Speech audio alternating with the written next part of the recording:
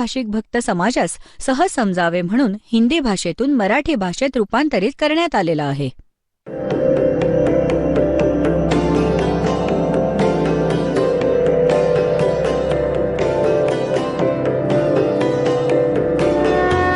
और ज्ञान सब ज्ञानडी कबीर ज्ञान सो ज्ञान और जैसे घोड़ा तोब कायम करता चले मैदान. जगद्गुरु तत्वदर्शी संत रामपालजी महाराजांचे अमृत वचन सर्व पवित्र धर्मांच्या व पवित्र शास्त्रांच्या आधारावर. तर त्याला चिंता वाटली. हे भगवान, वंश तर दिलात, परंतु आता यांना पार कसं करणार? तेव्हा परमात्मा म्हणाले की तू चिंता नको करूस. जेव्हा कलियुगामध्ये पुढे जाऊन धर्मदास माझा एक भक्ती काळ येईल आणि त्यावेळी सगळे पार होतील आणि मी परत येईन आणि तुझ्या वंशजांना जर मंत्र दिला आणि हे माझी वाणी वाचत राहतील, ज्ञानयज्ञ, यानेही मानव शरीर प्राप्त होते, परंतु मोक्ष नाही मिळणार. तर तुम्ही हा प्रथम मंत्र तुझ्या वंशजांना प्रथम मंत्र द्याल आणि ही वाणी माझ्या वाणीचा पाठ करत राहतील, यामुळे त्यांना मानव शरीर प्राप्त होत राहतील. तेव्हा धर्मदासजी म्हणाले की मग त्या मानव शरीराचे काय होईल? तर सारनाम नाही मिळाले, सतनाम नाही मिळाले, तर त्या ज्ञानाशी ओळख झाली होती त्याची. तेव्हा परमात्मा म्हणाले की पुढे जाऊन जेव्हा हे भक्ती युग सुरू होईल तेव्हा मी परत येईन आणि तेव्हा तर सगळ्या सृष्टीला पार करेन. तुझी लेकरंही पार होतील, तुझे वंशजही पार होतील. आता काय सांगत आहेत परमात्मा की धर्मदास, एकदा माझा आणि या काळाचा, या 21 ब्रह्मांडाच्या मालकाचा, ब्रह्मचा एक संवाद झाला होता. याने माझ्याकडून प्रतिज्ञा घेतली होती की 3 युगात थोडेच जीव न्यावेत आणि 4थ्या युगात तुम्हाला जेवढे हवे तेवढे जीव मुक्त करा. तर मी याला तथास्तु म्हणालो होतो. ठीक आहे, जे तू म्हणत आहेस ते मला मान्य आहे. तर मग काय सांगितले? परमात्मा म्हणाले की मी मग त्याला सांगितले होते की जब चौथा युग जब कलयुग आई तब हम अपना अंश पठाई. जेव्हा 4थे युग, जेव्हा कलियुग येईल, त्या कलियुगातील मधली पिढी असेल, मधल्या पिढीची वेळ सांगितली आहे परमात्म्याने की केव्हा ही भक्ती स्टार्ट होईल आणि मधली पिढी कुठून स्टार्ट होईल. जब कलयुग बीते 5500 पाचा तब ये वचन मेरा होगा साचा. तर कलियुग जे आहे ते 5505 कलियुग केव्हा संपलं? 1997 पासून. आणि 1997 मध्ये या दासाला परमेश्वर कबीरजी प्राप्त भेटले होते. त्यांनी सांगितले होते की आता हे सारनाम आणि सतनाम बाळा सार्वजनिक कर. मी तुझ्या सोबत असेन, संपूर्ण विश्व आपल्या सोबत असेल, सर्वांचं कल्याण करूया.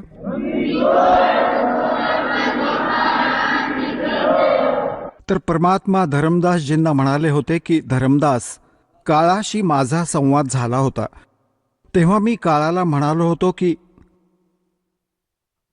विनती तोर मान में लीनी, की जी तू विनंती केली आहेस काळ, की 3 युगात जीव नका घेऊन जाऊ, 4थ्या युगात 3 युगात थोडे जीव घेऊन जावेत.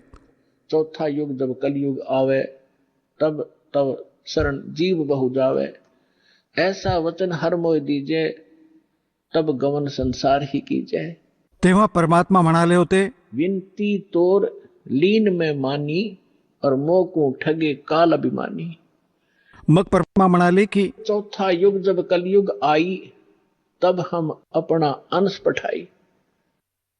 जेव्हा 4थे युग कलियुग येईल तेव्हा मी माझा अंश माझ्या प्रिय आत्म्याला पाठवेन. आता त्याला हे सांगितले की मी येईन, असा येईन, ते काळ समजू शकत नव्हता. त्यामुळे परमात्मा म्हणतात, सो छलछिद्र मैं करूं अपने जन के काज. तर काय सांगितले होते की चौथा युग जब कलयुग आई तब हम अपना अंश पठाई। काल फंद छूटे नरलोई, काळाचा फास काळाचे बंधन, छूटे नरलोई, सर्व नरनारींचे हे बंधन तुटेल आणि सकल सृष्टि परवानिक होई। पूर्ण विश्व मंत्र घेईल, परवानिक म्हणजे दीक्षित होईल।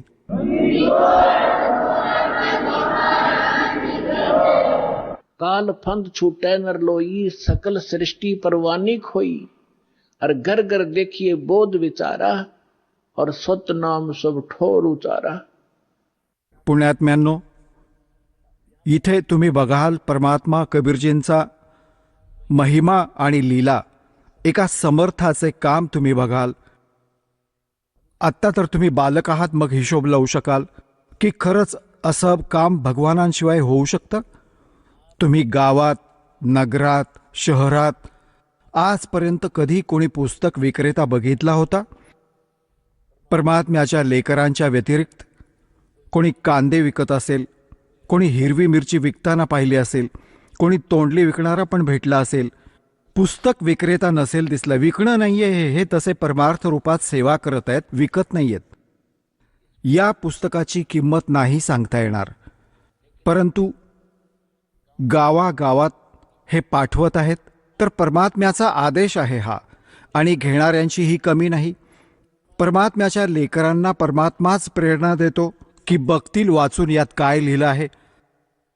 एकदा वाचलं तर त्यात सर्वच लिहिलं आहे, मग तर सतलोक आश्रम बरवाला जिल्हा हिसारमध्ये येऊनच थांबतील ते आत्मे जे एकदा हे पुस्तक वाचतील, ज्ञानगंगा। तर परमात्मा काय म्हणाले होते त्यावेळी 600 वर्षांपूर्वी पुण्यात्म्यांनो, त्यातील एक एक वचन 100च्या 100% खरे होईल। कोणते ऐऱ्या गैऱ्याचे गीत नाही येथे, समर्थांचं वचन आहे, ज्याच्या एका वचनामुळे सूर्य, पृथ्वी आणि सगळं ब्रह्मांड चालत आहेत। पृथ्वी एक क्षणही पुढे मागे होत नाही, अरबोन वर्ष झाली ही फिरत आहे। कोणते लुब्रिकेशन नाही, याचा काही मेंटेनन्स नाही, आणि कोणी हिला फिरवणारा नाही। तर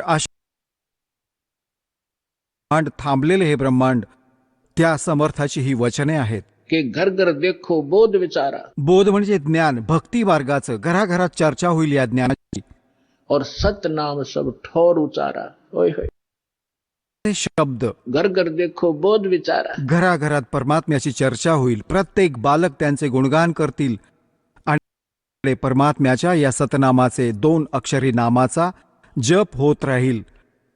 आता बघा पुण्यात्म्यांनो, हलवा बनवतो आपण आणि सुवास जातो शेजाऱ्यांकडे, म्हणजे त्यांना किती छान वाटते, त्यांनाही आनंद मिळतो त्या हलव्याच्या सुवासाने, सुगंधाने जो वास जातो, सुवास। तर अशाच प्रकारे मंत्राचा जप कराल तुम्ही आणि आनंद मिळेल तुमच्या शेजारी बसलेल्यांनाही। आता तो लाभ तर नाही घेऊ शकत जो हलवा तयार करणारा, जो घरात हलवा करत आहे, हलवा खाऊन आनंद घेत आहे, आणि शेजाऱ्यांना फक्त सुवासच मिळेल तर तोही चांगला आहे। एकतर घरात दारू काढतो, मदिरा बनवली तर शेजाऱ्यांना नशा व्हायला लागते, डुलू लागतात, त्यांना शिंक येते, आणि घरात हलवा केला तर शेजाऱ्यांना चांगलाच तो जातो त्याचा संदेश। तर अशाच प्रकारे जर सुमरण कराल तर हलवा तर तुम्हीच खाल, पण त्याचा सुवास शेजाऱ्यांना आभास होईल त्यांना। तर अशा प्रकारे या परमात्म्याचा मंत्र घराघरात चालेल।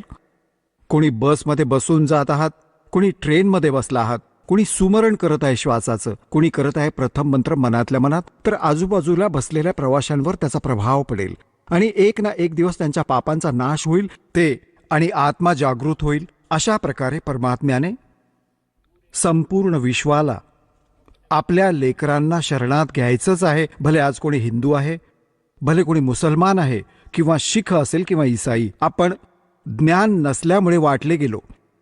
आता आपल्याला समजेल, आज मृत्यू होईल, आपण हिंदू आहोत, उद्या मृत्यू होईल, आपण अमेरिकेत जन्मलो, ख्रिश्चनांचा झेंडा उचलला, आणि मग परत मृत्यू झाला, आपण मग मुसलमानांचा झेंडा उचलला। आपण आहोत कोण, आपण आलो आहोत कुठून, मनुष्य जीवनाचा उद्देश काय आहे, तर हे या तत्वज्ञानातून समजेल। आणि मग काय सांगितलंय परमात्म्याने की कलयुग बीते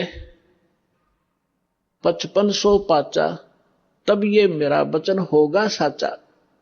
600 वर्षांपूर्वी ही गोष्ट बोलणं की घराघरात माझ्या ज्ञानाची चर्चा होईल आणि माझंच ज्ञान राहील, संपूर्ण विश्व माझी भक्ती करेल धरमदास, तर धरमदासला ते काही पटलं नव्हतं. तर परमात्मा म्हणाले की कलयुग बीते 5500 पाचा, तब ये वचन मेरा होगा साचा. कलयुग बीत जावे जब एता, और सभी जीव परम पुरुष पद चेता. ओय होय होय. आता पुण्यात्म्यांनो, जे या ज्ञानाशी परिचित झालेले आहेत त्यांच्या तर ही गोष्ट लक्षात येईल 100% लगेच. तुम्ही काय बघत आहात? आजच्या आधी तुम्ही ज्ञानगंगा ऐकण्याच्या आधी तुम्हाला परमपुरुषाचे ज्ञान नव्हते. तुम्हाला केवळ तुमच्याच देवी देवतांचे ज्ञान होते आणि स्वर्ग लोकापर्यंत आपण उत्तम स्थान मानत होतो. एक हा राधास्वामी पंथ आहे जो गुरु नानक देवजींच्या आणि कबीरजींची वाणी वाचून वाचून कुठली वीट कुठला दगड रचून हे सतलोक, सचखंड आणि सतनाम हे सांगू लागले होते. यांना कखही माहिती नाही, कखही माहिती नाही यांना भक्ती मार्गाचा. हे काय सांगत आहेत? सतलोकात परमात्मा निराकार आहे, चेतनच चेतन आहे, प्रकाशच प्रकाश आहे. आणि मग सतलोक कसा आहे? सतनाम काय आहे? सारनाम काय आहे? सार शब्द काय आहे? सतलोक काय आहे? सत्पुरुष काय आहे? यांच्या परमधन्याचे वचन आहेत शिवदयालजींचे, ज्यातून हे राधास्वामी, धनधन सद्गुरू, सच्चा सौदा, दिनोदवाला, जय गुरुदेव हे निरंकारी बिरंकारी जितकेही पंथ आहेत हे त्यातूनच निघालेत, त्यांच्याच आधारे. हे काय सांगतात की तेच सतनाम आहे. सतनाम हेच सत्पुरुष आहे, सतनामच, आणि सतनामच सतलोक आहे, सतनामच सार शब्द आहे, सतनामच सत्पुरुष आहे, सतनामच सारनाम आहे. कख तरी आहे माहिती यांना? तर आता म्हणतात, परमात्म्याने म्हटले आहे की कलयुग बीत जावे जब एता, और सभी जीव परम पुरुष पद चेता. ओय है. परमपुरुष गीतेच्या अध्याय नंबर 15च्या श्लोक नंबर 16 आणि 17 मध्ये 3 पुरुष आहेत. एक क्षरपुरुष, हा ब्रह्मा आहे, 21 ब्रह्मांडांचा स्वामी, आणि एक अक्षर पुरुष जो 7 शंख ब्रह्मांडांचा मालक आहे. हे दोघे परमपुरुष नाहीयेत. म्हणून गीतेच्या अध्याय नंबर 15च्या श्लोक नंबर 17 मध्ये लगेच म्हटलंय की उत्तम पुरुष तू अन्य परमात्मा इति उदाहरते य लोकत्रयम आविश्य विभर्ती अव्यय ईश्वर. की तो परमपुरुष तर कोणी वेगळा आहे. उत्तम पुरुष, उत्तम म्हणजे श्रेष्ठ, परम म्हणजे श्रेष्ठ, परमपुरुष, उत्तम पुरुष, श्रेष्ठ पुरुष, पुरुष म्हणजे परमात्मा, तो तर कोणी या दोन्ही पुरुषांपेक्षा वेगळा आहे, क्षरपुरुष व अक्षरपुरुषापेक्षा. आणि तोच 3ही लोकात प्रवेश करून सर्वांचे पालन पोषण करतो. गीतेच्या अध्याय नंबर 18च्या श्लोक 62 मध्ये म्हटले की अर्जुन, तू सर्व भावांनी त्या परमेश्वराला शरण जा. एक ईश्वर, एक परमेश्वर. ईश हा क्षरपुरुष आहे आणि ईश्वर हा अक्षर पुरुष आहे. परमेश्वर तो परमक्षर पुरुष आहे, परमक्षर ब्रह्म आहे. तू त्या परमेश्वराला शरण जा, त्याच्याच कृपेने तू परम शांती आणि सनातन परमधामाला प्राप्त होशील. सनातन शाश्वतम स्थानम, कायम असणारे अविनाशी स्थान तुला प्राप्त होईल. गीता अध्याय नंबर 15च्या श्लोक नंबर 4 मध्ये म्हटलंय की तत्वदर्शी संतांच्या प्राप्तीनंतर त्या तत्वज्ञान रूपी शस्त्राने या अज्ञान रूपी अंधकाराला चिरून त्यानंतर परमेश्वराच्या त्या परमपदाचा शोध घ्यायला हवा, जिथे गेल्यानंतर साधक परत फिरून संसारात कधीच परत येत नाही. आणि ज्या परमेश्वराने सर्व ब्रह्मांडांची रचना केली आहे, केवळ त्याची भक्ती करा, बाकी सर्व भक्तीचा त्याग करा. तर ते परमपद शोधायला हवे. परमेश्वराचे ते परमपद शोधले पाहिजे. तर इथे परमात्मा तीच गोष्ट सांगत आहेत की कलयुग बीत जावे जब एता, और सब जीव परम पुरुष पद चेता. त्या परमपुरुषाच्या त्या परमपदाशी सर्वच परिचित होतील, त्याचे सर्व ज्ञाता होतील की कुठे एक सतलोक आहे जिथे परमात्मा राहतो. तिथे गेल्याने आपल्याला सर्व सुखे मिळतील, जन्ममृत्यूची ही पीडा टळेल. आता इथे तर आपले असंख्य जन्म झाले आहेत भटकत, जन्म आणि मृत्यूचे. संपूर्ण जीवन संपत्ती गोळा करण्यात मग्न असतो, एका मिनिटात मृत्यू होतो, ते जमवलेलं इथेच राहतं. तुम्ही गाढव होऊन कुंभाराच्या घरात उभे राहता. हे काय सोंग आहे? हे काय जीवन आहे? काय उद्देश घेऊन जगत होतो आपण? तर इथे लक्षात येईल की सब जीव परम पुरुष पद चेता. त्याच्याशी परिचित होतील, त्याचे ज्ञाता होतील की खरंच तिथे गेल्याने पिच्छा सुटेल. जसे तुमचा मृत्यू झाला, मग जन्म झाला, परिवार झाले, कसं चांगलं वाटत आहे, खूप चांगलं. अरे एका मिनिटाची शाश्वती नाही की कुठे वीज कोसळेल, संपूर्ण कुटुंबाचा नाश झाला, काय करणार आहे? तर परमात्मा म्हणालेत की इथून तर तुम्हाला जावेच लागेल, जावे लागेल. पण अशी भक्ती करा, ही भक्ती, आणि इथून पुनर्जन्माची इच्छा संपवा.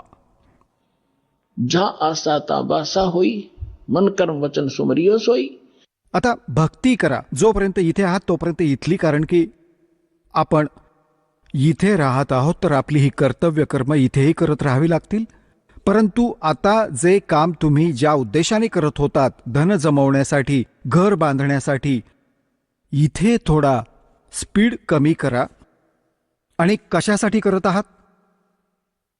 मुलांचं लग्न करावं लागेल, मुलगी झाली तर कसं लग्न करणार, त्यांना हुंडा द्यावा लागेल, नाही. काहीच दिवसात हे सर्व संपवून टाकू. कोणी हुंडा ना घेईल ना देईल, घेणारच नाही कुणी. त्याला समजेल की का ऋणी बनलो मी. आज मी पैसा घेत आहे, उद्या मी याचे गाढव होऊन याची पूर्ण परतफेड करेन. बैल होऊन करावी लागेल, कोणाला गाय म्हैस होऊन घरी बांधून घ्यावं लागेल. कशाला डोकेदुखी करता? तर पुण्यात्म्यांनो, जोपर्यंत हे ज्ञान नव्हतं आपण एकमेकांशी असे जोडत गेलो, संस्कार वाढवून घेतले आम्ही. आता सतलोकात जाण्यासाठी आपल्याला हे संस्कार आटोक्यात आणावे लागतील. म्हणजे परत कुठे पाय नको अडकायला, कुठे पदर आपला कोणत्या काट्यात अडकायला नको, आणि आपण इथेच राहून जाऊ. म्हणून आणि घर बांधा, ठीक आहे, तुम्हाला जसे परमात्म्याने पूर्वसंस्कारातून दिलेले आहे, घर बांधा. काही मोठा लोक दिखावा नाही केला पाहिजे यामध्ये. टाइमपास करण्यासाठी भले एक झोपडी द्या भगवान, आणि भले कसेही घर दे. आपली भक्ती करण्याचा उद्देश समजा. नैसर्गिक संकटांपासून वाचण्यासाठी घराची गरज आहे, हे शेड घालून ठेवलंय, पर्याप्त आहे. गारा नको पडायला डोक्यावर ना. जशी आपण भक्ती करत आहोत, स्वयंपाक करत आहोत, तर त्यापासून रक्षण करायचं आहे, जेणेकरून आपण भक्ती निर्विघ्न करू शकू. म्हणून घराची गरज, नैसर्गिक संकटे आपल्यावर सहज अटॅक नको करायला, आणि आपण भक्ती करू शकू. यासाठी या घर आणि झोपड्यांची गरज आहे. नाहीतर इथे तर सोन्याचा महाल बांधा, एका आण्याचा नाही, तो व्यर्थ आहे. तर परमात्मा म्हणतात, राम रटत दारिद्र भला और टूटी घर की छान, वो सुंदर महल किस काम के जहां भक्ति नहीं भगवान. राम रटत दारिद्र्य भला. दारिद्र्य म्हणजे पूर्णपणे निर्धन. राम रटत निर्धन भला. आणि ज्याचे छतही थोडेफार नाजूक असेल, तुटले असेल थोडे, परत जोडू, ते नीट करू गवत वगैरे लावून. और वो कंचन महल किस काम के, सुंदर महाल काय कामाचे, जहां भक्ति नहीं भगवान. तर यासाठी तुम्हाला हे परमात्म्याचे ज्ञान दिले जाते, जेणेकरून तुमचा उद्देश, लक्ष जीवनाचे एकदम बदलेल, चेंज व्हावे, आणि तुमची प्रबळ इच्छा व्हावी की तुम्ही सतलोकात जावे. आणि तिथे आता इच्छा कधी कशी होईल, तर जेव्हा तुम्हाला दृढ विश्वास वाटेल की खरोखर असा कोणता लोक आहे, आणि तिथे ज्या सुविधा सांगितल्या जातात, तुमची अशीच सृष्टी असेल, असेच घर असेल, कुटुंब असेल. आता जी मुले तुमची आहेत आणि तुमच्या संस्कारांशी जोडलेली आहेत आणि भक्ती करत आहेत, प्रयत्न करा. जर तुमचे यांच्यावर प्रेम असेल, यांच्याशी आपुलकी, ही तर ममता ऑटोमॅटिक आहे. ही आहेत भगवानांची लेकरे, तुमची नाही आहेत. परंतु इथे संस्कारामुळे ही आपली झाली आहेत, आपल्याला निमित्त केलं गेलं आहे. तर आपलं कर्तव्य आहे की यांना भगवानांची भक्ती करायला लावणं. यांना भगवानांची भक्ती करायला सांगाल, खरी भक्ती. तर मग तुम्ही इथून शरीर सोडून जाल तिथे, मग हेही शरीर सोडून येतील तिथेच. मग तिथेही तुमचे असेच एक कुटुंब होईल जसे इथे झाले. आता बघा पुण्यात्म्यांनो, इथे सर्व दुःखे आहेत. उन्हाळ्यात उकाड्याचा त्रास, थंडीत थंडीचा, आणि पूर आला तर घरातही पाणी शिरतं, आणि अजूनही न जाणो किती दुःख आपल्या शरीराला लागलेली असतात. कोड झाले, कॅन्सर झाला, आंधळा झाला, डोळे फुटले. परंतु आपण एवढे निर्भीड झालो आहोत, जर आपला मृत्यू होणार नसेल तर त्या दुःखांचीही आपल्याला जाणीव होणार नाही. आपण मरणाचंच दुःख मानून ठेवलंय. आणि हा मृत्यू कंपल्सरी आहे इथे. सगळी दुःखे देऊनही मृत्यू होणार. जर आपला मृत्यू नाही झाला इथे, आणि कुटुंब आपल्याला तर किती आवडतं, काय आपण मरू इच्छितो? नाही, कुणीच नाही इच्छित. परंतु इथे मृत्यू डेफिनेट होणार, आणि तुम्हीही मराल, आणि ही मुले ज्यांना तुम्ही आपली मानताही देखील शरीर न जाणं तुमच्या समोर निघून जातील. तर यातून मन हटवा. तुम्ही जिथे जाल सतलोकात, तुमचं शरीर असं होईल कधी वृद्ध नाही होणार, जरा नाही होणार. जरा म्हणजे वृद्ध अवस्था. आणि मृत्यू नाही होणार, कायम तरुण शरीर राहील. आणि तिथे तुमची घरे जी आहेत ना, ती मोठे मोठे महाल जे तुम्ही रिकामे सोडून आला आहात, ते तिथे तुमचे रिकामे पडलेत. तुम्ही चुकून या काळाच्या नादाने इथे आलात. ज्यांनी ही सृष्टी रचना ऐकली असेल त्यांना या गोष्टी सहजपणे समजत असतील. पण ज्यांनी सृष्टी रचना ऐकली नसेल, परत हळूहळू कधीतरी ऐकू. आज त्यांनी हे ऐका, कारण सत्संग स्थळ एक असे स्थान आहे जिथे प्रथम इयत्तेचे विद्यार्थीही येतात, आणि दुसऱ्या इयत्तेचेही, आणि BAचेही इथेच बसतात, आणि PhD वाले विद्यार्थीही इथेच बसलेले आहेत. एकाच सत्संगात, एकाच प्रवचनाने त्या सर्वांना त्याच स्तराचं ज्ञान द्यावं लागतं. तर हे जे प्रत्येक ज्या स्तराच्या मुलांच्या स्तरांचं ज्ञान आहे, हा दास देत आहे, ते त्यांना कळत आहे. तर असे हे प्रत्येक सत्संगात, प्रत्येक प्रवचनात प्रत्येक प्रकारचे ज्ञान दिले जाते. पहिलीतले विद्यार्थीही समजतील, आणि दुसरीतलेही.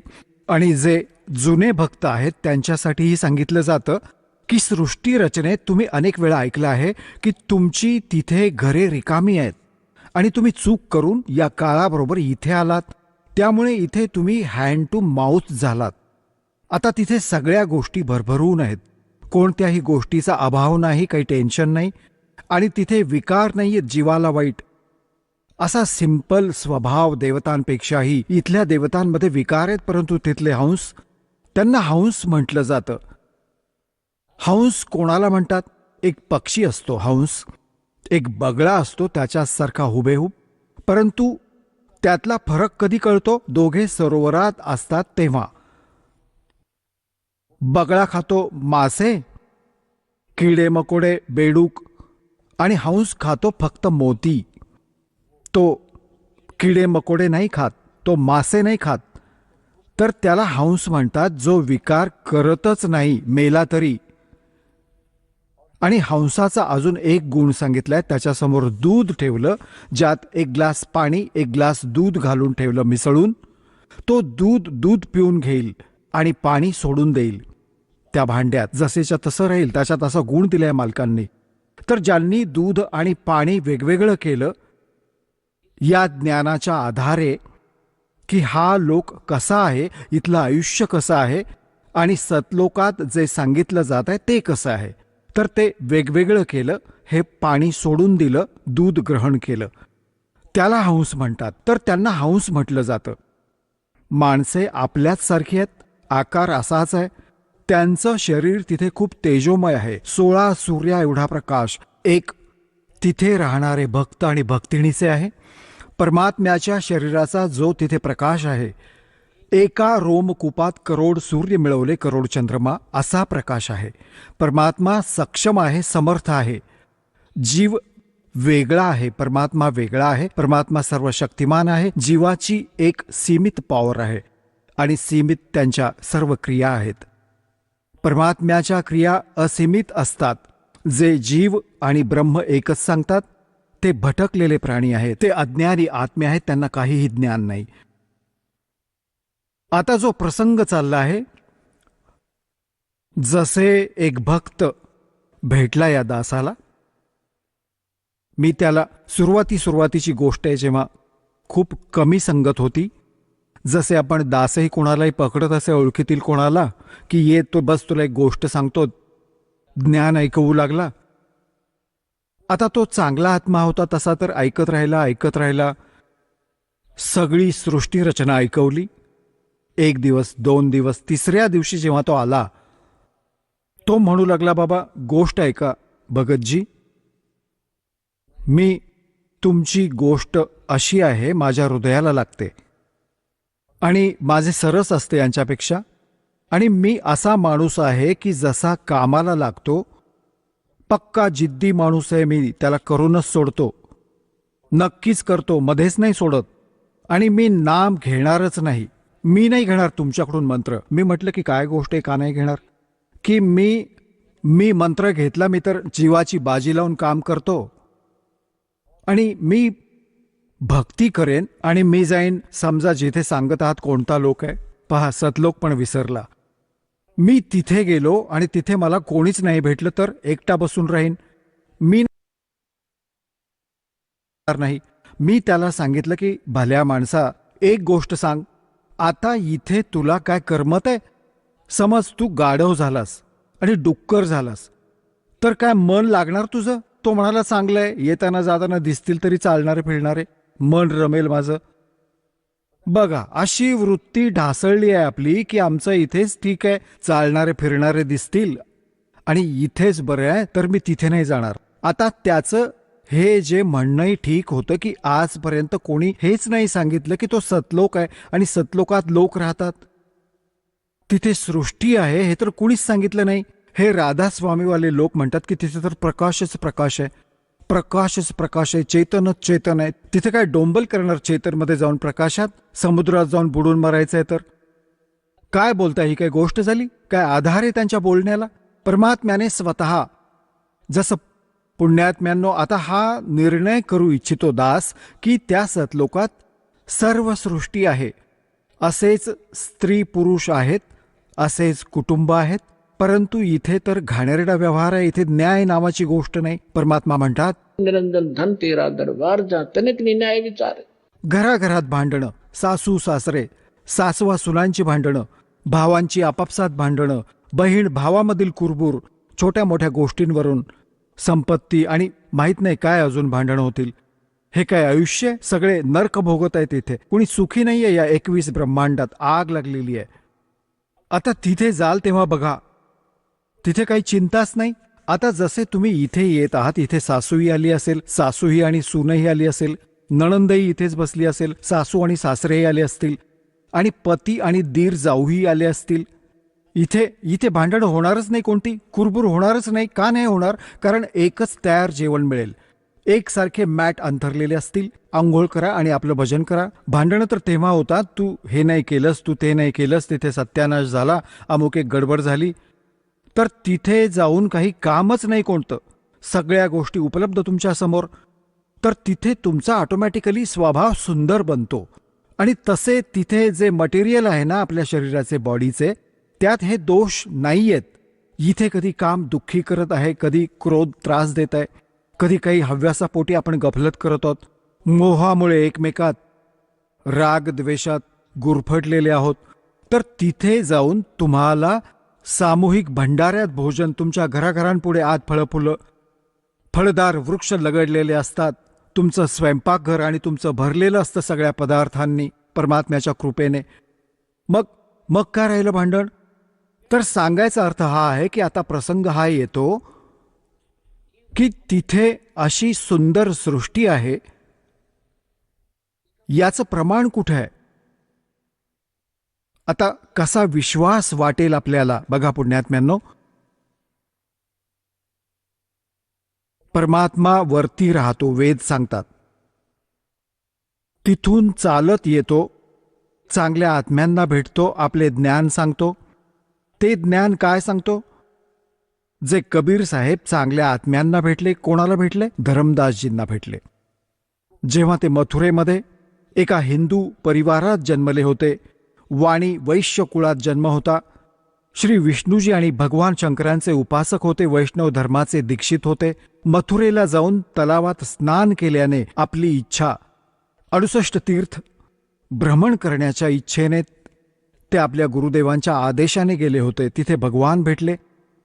परमात्म्याने ही चर्चा ऐकवली की या तलावात स्नान करून, या कपड्यात, या मथुरावाल्यात स्नान करून, धरमदासजी तुम्हाला मोक्ष हवाय, तुझ्याकडून पाणी भरून आणून ठेवलं होतं, त्याने ते सोबत ठेवलं होतं, आणि बघ त्यात किती जीव फिरत आहेत. याने तू स्नान केलेस, रगडून रगडून आंघोळ केलीस, तू करोडो जीव मारलेस रगडून रगडून. हे पाप आता तुझ्या बॅड अकाउंटमध्ये लिहिले गेले. आणि पुण्य एकही नाही, कारण शास्त्र विरुद्ध साधना आहे तुझी. तुला काय लाभ होणार यातून? पापे गोळा केलीस, मथुरेहून, आपल्या बांधवगडहून घरून निघून इथपर्यंत आलास मथुरेला. जवळजवळ 700 किलोमीटर तू पायी चालत आलास. हे खाली तुझ्या पायाखाली जेवढे जीव आले, तू ते पाप केलेस. तुझ्या पाप कर्मात लिहिले जातील. आणि पुण्य एकही नाही कोणतं यामध्ये स्नान करण्याचं, या तलावात स्नान करण्याचं. सांग, तू गीता वाचतोस ना रोज? तर हो, गीतेमध्ये कुठं तीर्थावर स्नान करण्याबद्दल लिहिलंय? हा जो मंत्र तुम्ही जप करता, हरे कृष्ण राधे श्याम सीताराम, गीतेत लिहिलाय कुठे? तर नाही जी. मग कशासाठी ओझी वाहतोयस? आता बघा पुण्यात्म्यांनो, पहिल्यांदा तर कितीही खरी गोष्ट असेल तर स्ट्राईक होतो डोक्यात. धरमदासजी नाराज झाले. तू मुसलमान आहेस, आमच्या देवतांचा उपहास करतोस, हे करतोस, असा डोळे लागला दाखवायला. परमात्मा अंतर्धान पावले. जिंदा महात्म्याच्या रूपात बसले होते मुसलमान धर्मामध्ये जिंदा महात्मा संत असतात.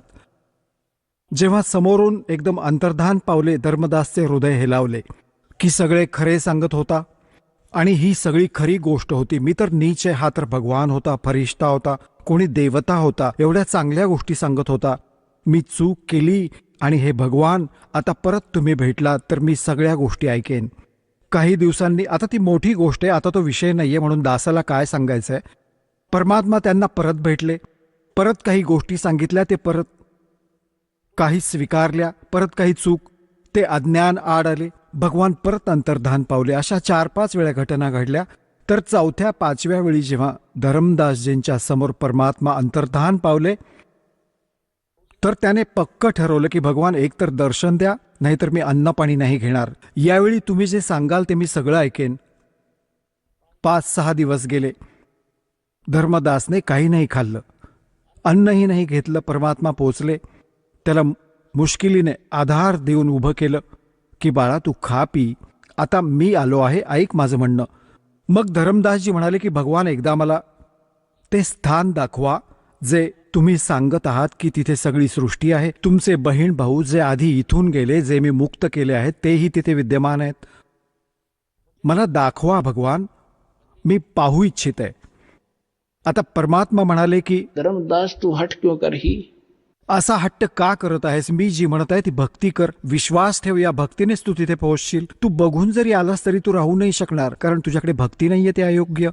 जसे कोणी मूल ट्रेनिंग करत आहे डॉक्टरचे, आणि तो म्हणाला की मला डॉक्टर दाखवून आणा आधी, ते हॉस्पिटल कसं आहे. अरे आधी ट्रेनिंग कर, मग तुला नोकरीही मिळेल तिथे. आता बघून काय डॉक्टर होणार तू तिथे जाऊन? तर आधी आपली भक्ती करा, आपले ट्रेनिंग पूर्ण करा, मग तुम्हाला नोकरी मिळेल तिथे.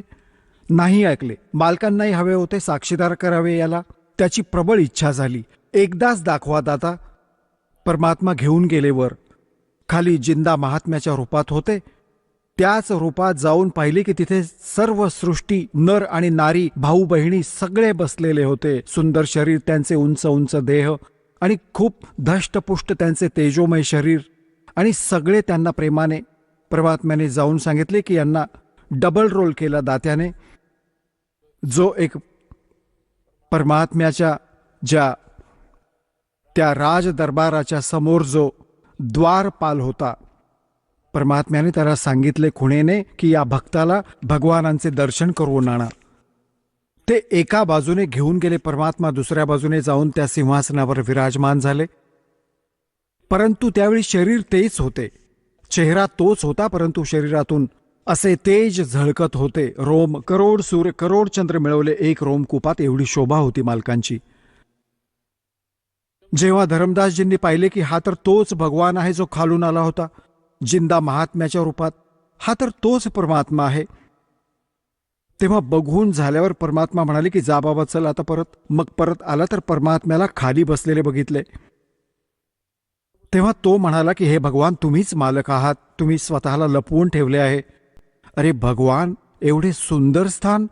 जेव्हा तिथे पोचला धर्मदास आणि त्याला परत पाठवू लागले, तेव्हा परमेश्वराला म्हणाला भगवान मला इथेच ठेवा, त्या गलिच्छ लोकात नका पाठवू, तिथे तर वाईट हाल आहेत.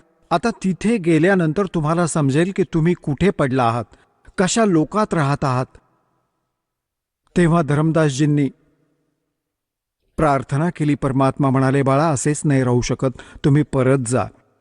तुम्हाला असा मंत्र देईन, सतनाम आणि सारनाम. थोड्याच भजनाने तुमची भक्ती खूप संग्रहित होईल.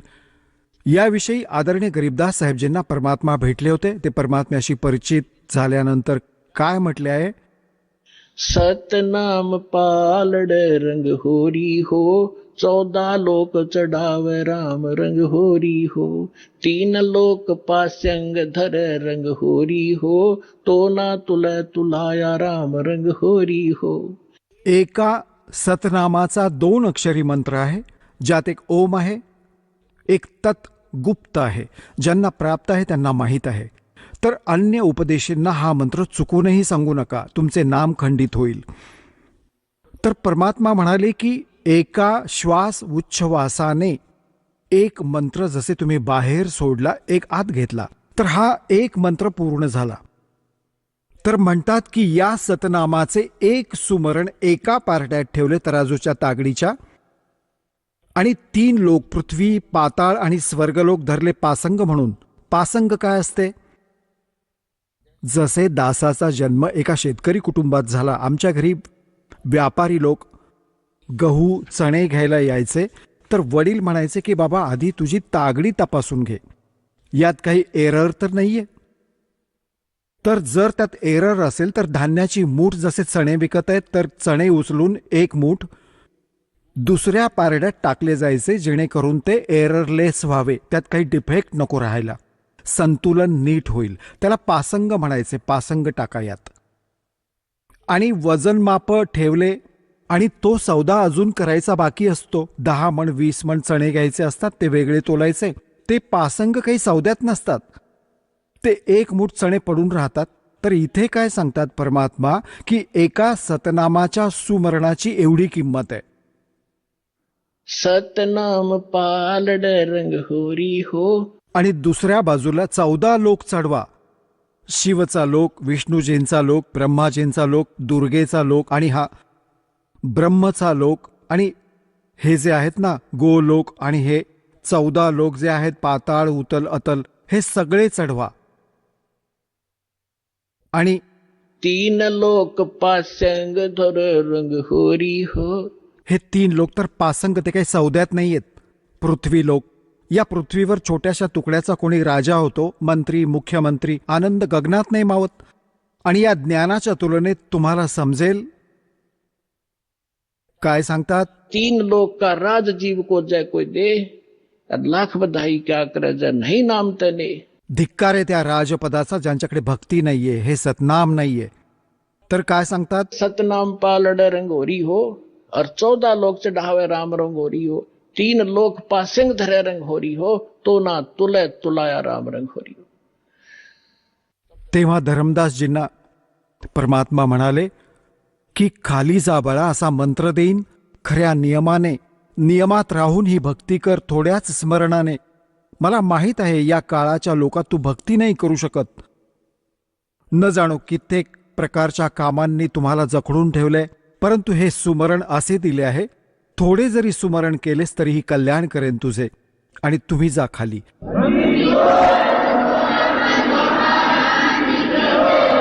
आता जसे धर्मदासजी खाली आले, समोर बसलेले तेच भगवान बघितले, चरण पकडून म्हणाले की हे भगवान, तुम्ही, आणि तिथे तुमची अशी शोभा होती शरीराची, ती इथे का लपवून ठेवली आहे. तेव्हा परमात्मा म्हणाले की जर मी त्याच तेजोमय तसा शोभायुक्त इथे आलो तर मला कोणी बघू नाही शकत, कारण चर्मदृष्टी तो प्रकाश नाही बघू शकत. आणि मग या काळाचे हृदय फाटेल. आता तर त्याला माहिती नाही की मी कोण आहे, आणि त्याला चिंता असते की या प्राण्याला खरा मार्ग नाही मिळता कामा, त्यामुळे याने न जाणो किती दूत नेमून ठेवलेत या माझ्या प्रिय आत्म्यांना मिसगाईड करण्यासाठी. कोणी काय सांगत आहे भगवानांची डेफिनेशन, कोणी काही मंत्र सांगत आहे, कोणी काही साधना सांगत आहे, सगळा बट्ट्याबोळ केलाय. म्हणून धर्मदास, मी तुम्हाला ही खरी भक्ती सांगण्यासाठी आलो आहे. आणि याला तर धर्मदासजी, तर दास जे तुम्हाला सांगू इच्छित आहेत, धर्मदासजींनी येऊन सांगितले. कबीर सागरमध्ये तुम्हाला बऱ्याचदा दाखवलंय, परत वेळ आली की दाखवेन. तिथे अशी सृष्टी आहे, तिथे सगळे बहीण भाऊ जे आधी गेले तिथे थाटाने राहतात. स्त्री आहे, पुरुष आहे, कुटुंब आहे. तिथे सर्व सुख आहेत, सर्व सुखाचे पदार्थ तिथे उपलब्ध आहेत. आणि पुण्यात्म्यांनो, ज्या महापुरुषांना परमात्मा भेटले त्यांनी सांगितले, आदरणीय गरीबदासजींनी सांगितले, आदरणीय नानक साहेबजींनी हेच ज्ञान दिले. परंतु जे गरीबदासजींनी जे विशेष रूपाने ज्ञान दिले आहे, त्या परमात्मा आणि या सर्व महापुरुषांची स्वतःची एक गुप्त चाल होती. तसे तर जेवढेही महापुरुष तिथे गेले आहेत त्या सर्वांना तर सगळेच ज्ञान होते, परंतु मधल्या काळात ते ज्ञान लपवून ठेवायचे होते. गरीबदासजींच्या माध्यमातून हे त्यांना जागृत करायचे होते. तर गरीबदासजींनी आपल्या वाणीत हेच सांगितले आहे. आता एवढा वेळ नाहीये की मी तुम्हाला ती ऐकवावी, की तिथे सतलोकात अशी स्थिती आहे, असे तेथील राहणीमान आहे. तिथे बाग बगीचे आहेत, सदाबहार वृक्ष आहेत, सगळी सुख आहेत. आणि तिथे जाऊन तुम्ही सदा सुखी राहाल, कायम तरुण बनून राहाल. तिथे तुमचा मृत्यू नाही होणार, तुमचं कुटुंब असेल. तर आता आपल्याला या गोष्टीवरून हा विश्वास ठेवायला लागेल की जे भगवान सांगतात, स्वतः पाहिलेले संत सांगतात, तर त्या व्यवस्थेमध्ये, त्या ज्ञानात त्रुटी नाहीये. तर तुमची आशा, तुमची इच्छा जिथेही असेल, शेवटच्या क्षणी भक्ती करणाऱ्यांची, जहा आसा ता बासा होई. तुमची इच्छा राहिली मुलांमध्ये, एखाद्या प्राण्यामध्ये, आपल्या प्राण्यात किंवा महालात घर एकदम मोठे बांधले, 10-20 लाख रुपये लावले आणि मरताना घरात जीव अडकला, तोच विचार केला तर माशी होऊन परत याल, नाहीतर कुठेतरी कुत्रा होऊन बसलेले असाल, घर बघत असाल उभ्या उभ्या. तर सांगण्याचा अर्थ हा आहे की जहा आसा ता बासा होई, मन कर्म वचन सुमरियो सोई. तर तुम्ही ही भक्ती करताना तुम्हाला एक अशी दृढ इच्छा होईल, तशी करून नाही होणार. इथली दुःखे, अस्थायी जीवन तुम्हाला स्वच्छ दिसून येईल आणि तेथील सुख आणि प्रमाण सांगितले. आता जसे श्रीमद भगवद्गीता अध्याय नंबर 7 श्लोक नंबर 29 मध्ये गीता ज्ञानदाता म्हणतो की अर्जुन, ज्या साधकाला जरा आणि मरणातून मोक्ष हवा असतो, बघा हा अध्यात्म मार्ग आहे. मुले, स्टुडंट नाही समजू शकत म्हणून टीचरची गरज भासली. आता यात जरा शब्द लिहिला आहे आणि मरण लिहिले आहे. जरा म्हणजे वृद्धावस्था आणि मरण म्हणजे मृत्यू. आता जो या जरा आणि मरणातून सुटण्यासाठी, म्हणजे याने हे सिद्ध आहे की जरा आहे म्हणजे तिथे जीवनही आहे. जिथे जरा नाहीये, वृद्धत्व नाहीये, पण जीवन तर आहेच, मनुष्य शरीरही आहे तिथे. जरा आणि मरण, मग तिथे मृत्यूही नाहीये. मृत्यू नाहीये पण जीवन पण आहे. जो जरा आणि मरणातून सुटण्यासाठी, एकतर मरण लिहिले असते तर मृत्यू होईल, जसे हे म्हणतात की तिथे प्रकाशात लीन होतात. तर हा आपला गीतेचा श्लोक हा देखील निर्णय करत आहे की जीवन आहे, जिथे जाण्याचा संकेत देत आहेत. जरा आणि मरणातून सुटण्यासाठी जो प्रयत्नशील आहे तो तद्ब्रह्मशी आणि सर्व अध्यात्म ज्ञानाशी आणि सर्व कर्मांशी परिचित आहे ती व्यक्ती. ते हे समजून चुकले आहेत, ते कोणत्याही वस्तूची डिमांड नाही करत, केवळ जरा आणि मरणातून सुटण्यासाठीच प्रयत्न करत आहेत. तर यातूनही हे सिद्ध होते की कोणते असे स्थान आहे जिथे वृद्धावस्था नाहीये आणि तिथे मरण नाहीये. तर आपले सद्ग्रंथ, ज्यांना आपण साधारण आपल्या हिशोबाने एक शिरोधार्य मानत आलो आहोत, तेही प्रमाण देत आहेत की असे एक स्थान आहे जिथे जरा आणि मरण नाहीये. आणि मग काय सांगतात गरीबदास साहेबजी? म्हणतात की सतगुर मिले तो इच्छा मिटे, पद मिल पदे समाना, और चल हंसा उस लोक पठाऊं, जो आदि अमर अस्थाना. 4 मुक्ति जहां चंपी करती, ये माया होरी दासी. 4 मुक्ती इथली चौथी मुक्ती. या 4 मुक्ती आहेत, यांना आपण सुख मानतो, स्वर्गात प्राप्त होतात आणि त्या नाशवंत आहेत. काही वेळाने त्यांची मुक्ती प्राप्त करणारेही नष्ट होतात, ते सुखही राहत नाही. आणि तिथे तुम्हाला हे सर्व सुख कायम टिकून राहील. तिथे तुमचे जीवन आहे. 4 मुक्ती जा चंपी करती माया होरी दासी. ज्या मायेच्या मागे तुम्ही धावत आहात, घर बांधा, चांगले चुकले खा, असे करा, कार घ्या, म्हणतात तिथे विमान आहे तुमच्याकडे, प्रत्येक प्राण्याची वेगवेगळी, आणि सगळे भरपूर आहे तिथे सर्व घर. तर म्हणतात 4 मुक्ती जा चंपी करती माया होरी दासी.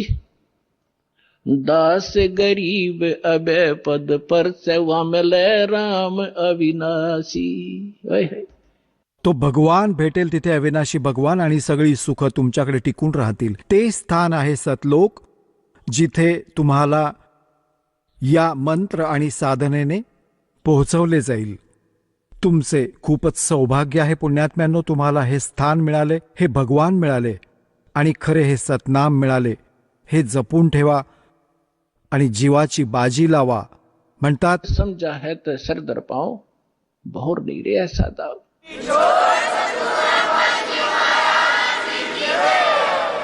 चला आता आपण त्या श्रद्धाळूंचे अनुभव जाणून घेऊयात, ज्यांनी जगद्गुरू तत्वदर्शी संत रामपालजी महाराजांकडून दीक्षा प्राप्त केलेली आहे, तसेच त्यांच्याद्वारा सांगितलेल्या भक्ती मार्गावर चालत आहेत. नमस्कार. सतसाहेब. आपलं नाव? प्रेरणा राजेश भावसार. आपण कोठून आलात? महाराष्ट्र, धुळे. आपण काय शिक्षण घेत आहात? माझे आत्ताच इंजिनिअरिंग कंप्लीट झाले आहे, कम्प्युटर सायन्समधून. संत रामपालजी महाराजांची गुरुदीक्षा आपण कधी घेतली? मी संत रामपालजी महाराज यांची गुरुदीक्षा 2013 घेतली.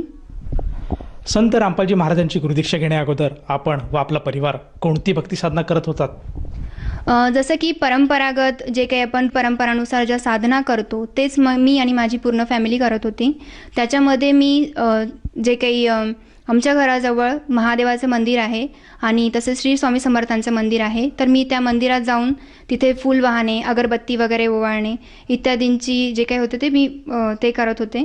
आणि त्याच्यानंतर जसं की श्री स्वामी समर्थ यांचा जो काही मंत्र आहे श्री स्वामी समर्थ, तर मी तो 108 वेळेस जाप करत होते आणि तेच लिहतही होते नोटबुकवरती.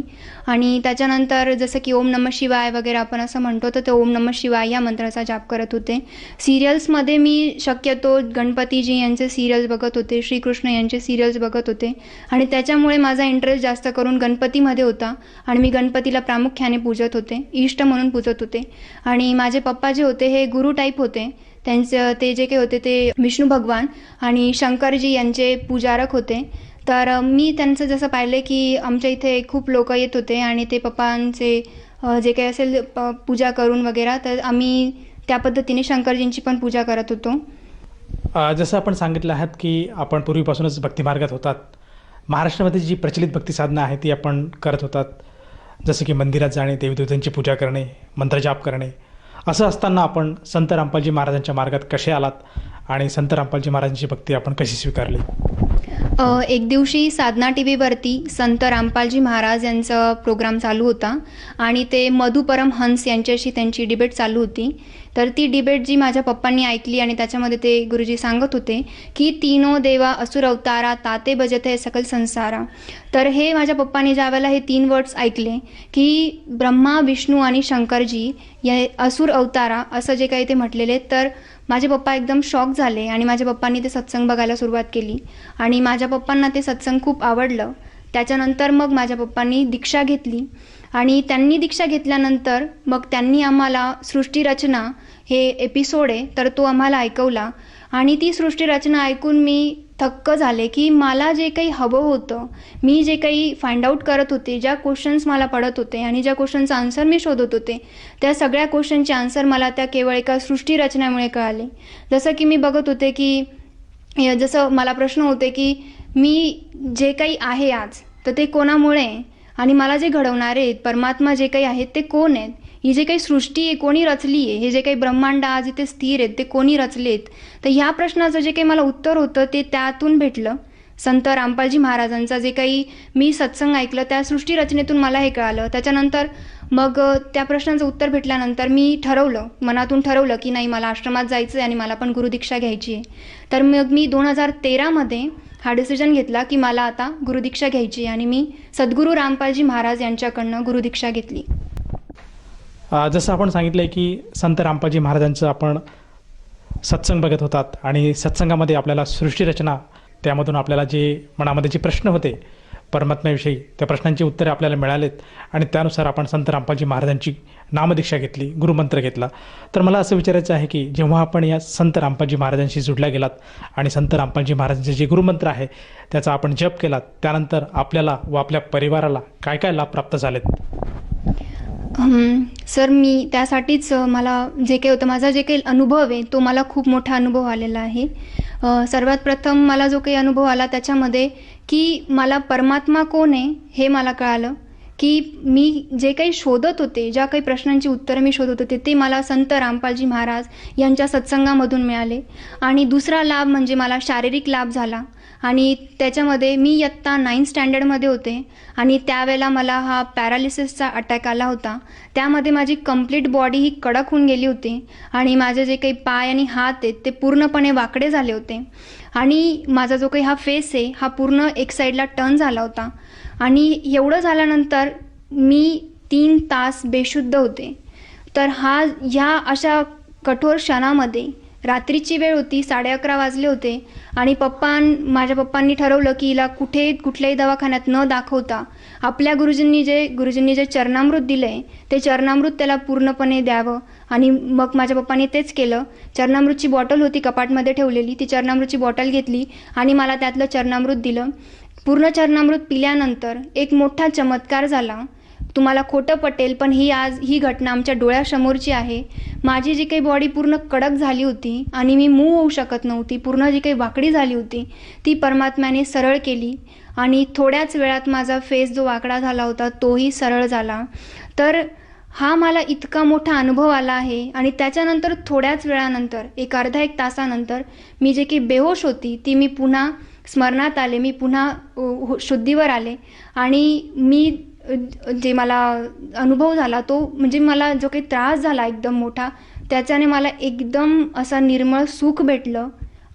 ते चरणामृत घेतल्यानंतर माझं पूर्ण बॉडी रिलॅक्स झाली आणि मी सरळ झाले. तर हा मला सगळ्यात मोठा अनुभव झाला.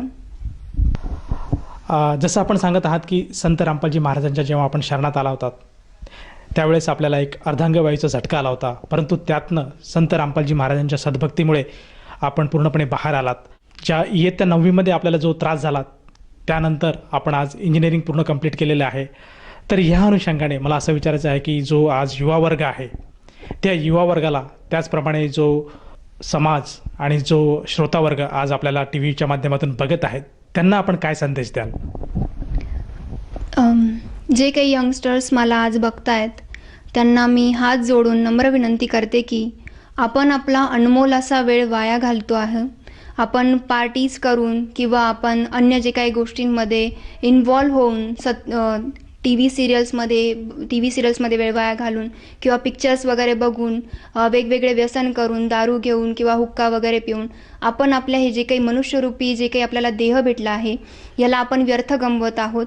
तर सर्व जे काही मानव आहात, सर्व जे काही यंगस्टर्स आहेत, मी त्यांना हात जोडून नम्र निवेदन करेल की तुम्ही हे जे काही व्यसन आहे याला त्यागा आणि तुम्ही संत रामपालजी महाराज यांच्या शरणमध्ये या. तिथे ते तुम्हाला असे मंत्र देणार आहे की ज्याच्यासाठी तुम्हाला तुमचा संसार सोडायचा नाही आहे, तुम्हाला तुमचा जॉब वगैरे काही सोडायचा नाही आहे. तुम्हाला जॉब करता करता, तुमचा संसार करता करता तुम्हाला चालता फिरता हे मंत्रांचे जाप करता येतील असे सहज आणि सोपे मंत्र गुरुजी आपल्याला देतात. तर त्या मंत्रांचा तुम्ही जाप करू शकतात. आणि नंतर दुसरं असं सांगायचं आहे मला दुसऱ्या वर्गाला की जसं की आता मी एक कन्या आहे, मी एक मुलगी आहे आणि आपल्याला सगळ्यांनाच माहिती आहे की मुलगी ही आजच्या जगामध्ये किती वजन असते लोकांना, की मुलगी त्यांना जर असेल तर ते त्यांचा पोटातच त्याला मारून टाकण्याचा प्रयत्न करतात.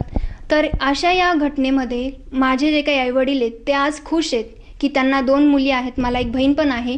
तर ते आज खुश आहेत की त्यांना दोन मुली आहेत आणि ते आज परमात्म्याच्या चरणी आहेत. आमचा जो काही विवाह आहे तो गुरुजींनी जी काही मोहीम राबवली आहे त्याच्यामध्ये हुंडा आम्ही घेत नाही आणि हुंडा देतही नाही. तर अशा या मोहिमेद्वारे आमचे जे काही लग्न पण आहे ते परमात्मा कृपेने अशा ठिकाणी होईल जिथे की हुंडा घेतला जाणारही नाही आणि हुंडा दिला जाणारही नाही.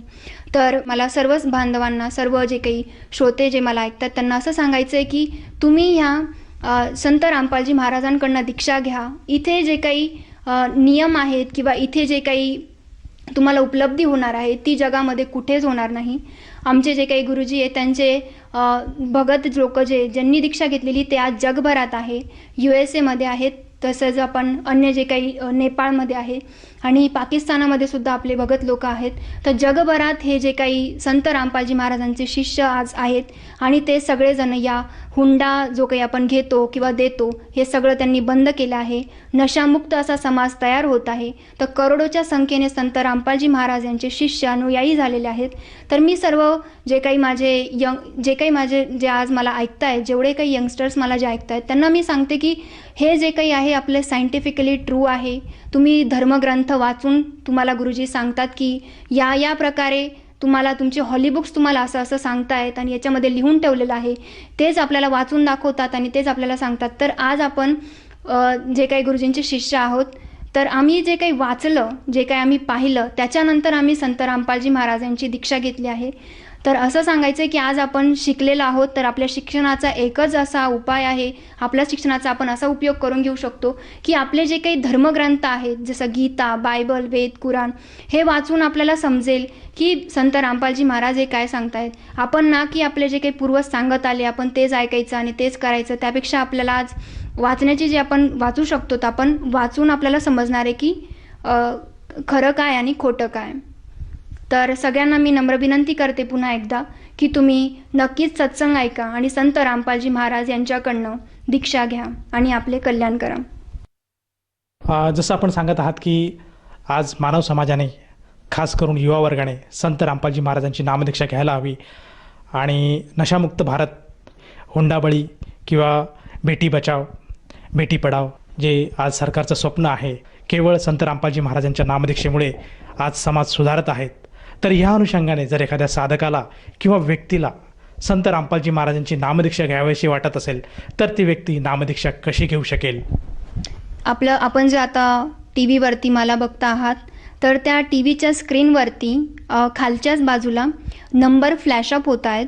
तर तुम्ही जे काही नंबर तुम्हाला स्क्रीनवरती दिसत आहात तर ते नंबरवरती तुम्ही डायल केल्यानंतर तुम्हाला तुमच्या जवळच्या केंद्राचा नंबर भेटेल. तुम्ही त्या नंबरवरती कॉन्टॅक्ट करून तुमच्या जवळचे जे काही जिल्हा असेल किंवा तालुका असेल त्या ठिकाणी जाऊन तुम्ही नामदीक्षा घेऊ शकतात. जसं आपण सांगत आहात की आज महाराष्ट्रामध्ये संत रामपालजी महाराजांच्या कृपेने प्रत्येक जिल्ह्यामध्ये किंवा तालुक्यामध्ये नामदान केंद्राची सुविधा उपलब्ध आहेत. जर एखादा इच्छुक साधक संत रामपालजी महाराजांची नामदीक्षा घेऊ इच्छित असेल तर त्या साधकाला त्या नामदीक्षेसाठी किती पैसे मोजावे लागतील? सांगायचं असं की या नामदीक्षेसाठी तुम्हाला कुठल्याही प्रकारचा खर्च लागत नाही. ही नामदीक्षा अगदी निशुल्क आहे. उलट तुम्हाला जे काही नामदीक्षेसाठी जे काही मंत्राचं कार्ड असो किंवा फोटो असो किंवा अन्य जे काही गोष्टी, प्रसाद वगैरे, तर या सगळ्या गोष्टी तुम्हाला फ्री ऑफ कॉस्ट तिथे दिल्या जातात. तुम्हाला नामदीक्षा एकदम फ्रीमध्ये दिली जाते. तर इथे कुठलाही खर्च नाही आहे. तर तुम्ही या, इथे सगळं काही निशुल्क आहे आणि हा अनमोल नामदीक्षा फक्त आणि फक्त तुमच्यासाठीच परमात्म्याने खुला ठेवलेला आहे. तर तुम्ही या आणि दीक्षा ग्रहण करून तुमचं कल्याण करा. धन्यवाद. सत साहेब.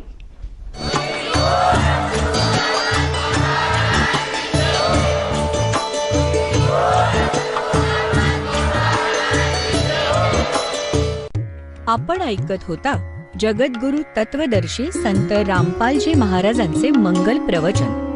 निशुल्क नामदीक्षा प्राप्त करण्यासाठी आणि अधिक माहितीसाठी संपर्क करा 7030303951 7030303952. आमची वेबसाईट आहे www.jagadgururampalji.org. सर्व पवित्र धर्मांच्या व पवित्र शास्त्रांवर आधारित प्रमाणित अनमोल पुस्तक ज्ञानगंगा किंवा जगण्याचा मार्ग यापैकी कोणतेही एक पुस्तक निशुल्क मागवण्यासाठी आम्हाला आपले पूर्ण नाव, पूर्ण पत्ता, पिनकोड सहित आणि फोन नंबर लिहून 7030303951 7030303952 नंबरवर SMS करू शकता किंवा आम्हाला 7030303951